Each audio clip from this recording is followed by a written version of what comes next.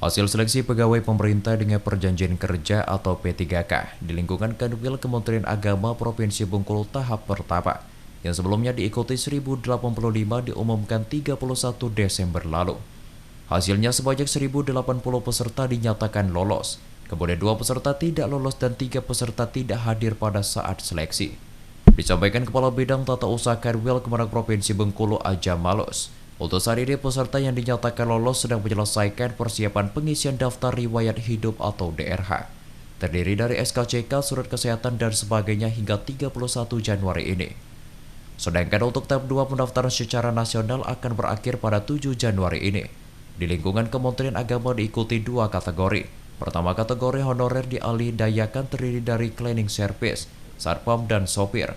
Kedua, kategori honorer yang telah memenuhi syarat 2 tahun aktif, pelamar P3K tahap pertama yang TMS, honorer mengikuti CASN tahap TMS hingga 5 orang yang tidak lolos pada tahap pertama. Namun ditambahkan Aja Malus untuk tahap 2 ini berbeda dengan tahap 1. Apabila tahap 1 tidak ditentukan kuotanya, pada tahap 2 ditentukan sebanyak 186 orang dengan sistem rankingan.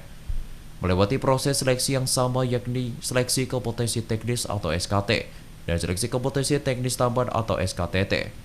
Sementara itu untuk P3K yang tidak lolos pada tahap kedua sesuai dengan peraturan Permenpan RB nomor 634, para P3K tersebut akan diangkat menjadi P3K paruh waktu. Sedangkan untuk penempatan nantinya akan ada formula yang diatur oleh pemerintah pusat. Menurut Permen RB 634 itu, mereka yang lulus P3K sesuai dengan kuota yang tersedia, mereka diangkat P3K penuh. Sisanya yang memenuhi persyaratan semua tahap seleksi di luar kapasitas kuota yang tersedia, itu mereka akan diangkat P3K paruh waktu, seperti itu. Denmaya Rika, RBTV melaporkan.